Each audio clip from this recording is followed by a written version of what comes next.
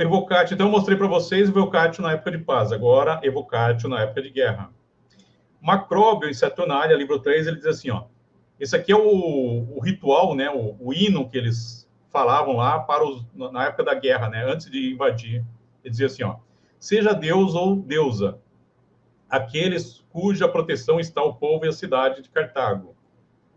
Então, isso aqui é durante a guerra contra Cartago, tá? Especialmente a ti, aquele que assumiu a tutela dessa cidade, desse povo, eu suplico, venero e peço que nos conceda a graça de que vós abandoneis o povo e a cidade de Cartago, que deixem seus lugares, templo sagrado e a cidade, que partam sem eles, e que causem medo, pavor e esquecimento a esse povo e cidade, que abandonem sua proteção e venham para Roma, a mim e aos meus, e que nossos lugares, templos sagrados e cidades sejam mais aceitáveis e dedicados a vós, e que sejam colocados à frente de mim, do povo romano e de meus soldados. Veja, sempre tem a questão militar em jogo, além da religião, o militarismo, para que saibamos e entendamos isso. Se assim fizermos, prometo dedicar a vós, ou seja, todos os deuses que estiverem na cidade, templos e jogos em vossa honra. Esse texto de Macróbio é um exemplo de evocatio, evocação usada em contexto de guerra. Nele, os romanos invocavam as protetoras da cidade inimiga, nesse caso Cartago, para que abandonassem sua proteção segura essa cidade e passassem a favorecer Roma. Esse ritual era visto como um gesto simbólico para enfraquecer o inimigo. Tá?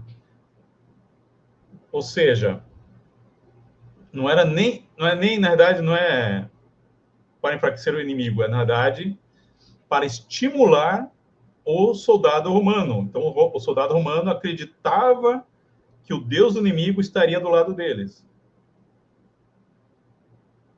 Tá? Perfeito? Então, eu vou mostrar agora para vocês aonde acontece isso no Evangelho. Então, preste atenção.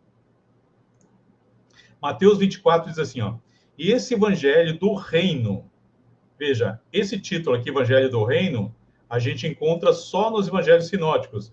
A gente não encontra em Paulo e nem em João. Por quê? Porque esse Evangelho do Reino é um Evangelho de guerra, tá? Não é nada de Evangelho de paz.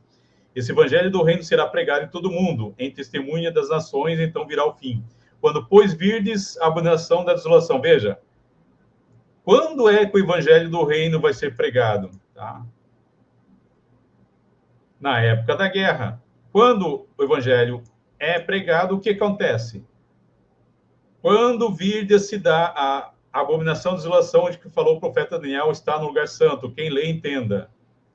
Então, os que estiverem na Judéia fujam para os montes. Então, veja, o evangelho da guerra, do reino, tem a ver com o quê? Com a guerra de 70. Então, esse evangelho aqui não pode ser espiritual. Como as pessoas dizem, olha, o Francis é burro. Ali está falando o evangelho do céu. O Francis diz que é da guerra. Não sou eu, meu amigo. Está dizendo aqui, ó, no mesmo texto, está dizendo, esse evangelho do reino será pregado a todo mundo, em testemunho das nações, então virá o fim. O que acontece quando for pregado o evangelho do reino? Tudo isso aqui, ó. A abominação da desolação. Os que estiverem na Judéia fujam para os montes, e quem estiver no telhado não desça a tirar alguma coisa de casa. E quem estiver no campo não volte atrás buscar suas vestes. Mas, ai das grávidas, olha, até as grávidas entram aqui no bojo. E das que amamentarem naqueles dias. E orai para que vossa fuga não aconteça no inverno nem no sábado. Veja, o evangelho do reino é pregado na guerra de 70, porque haverá grande aflição como nunca houve desde o princípio do mundo até agora, nem tampouco há de haver. E se aqueles dias não fossem abreviados, nenhuma carne se salvaria, mas por causa dos escolhidos serão abreviados aqueles dias. Vocês entenderam? Então, quando vocês ouvirem aí um acadêmico dizer que o evangelho do reino pregado ali é um reino espiritual, mostre essa passagem para ele. Pede para ele explicar por que o evangelho do reino ele é apresentado no contexto de guerra.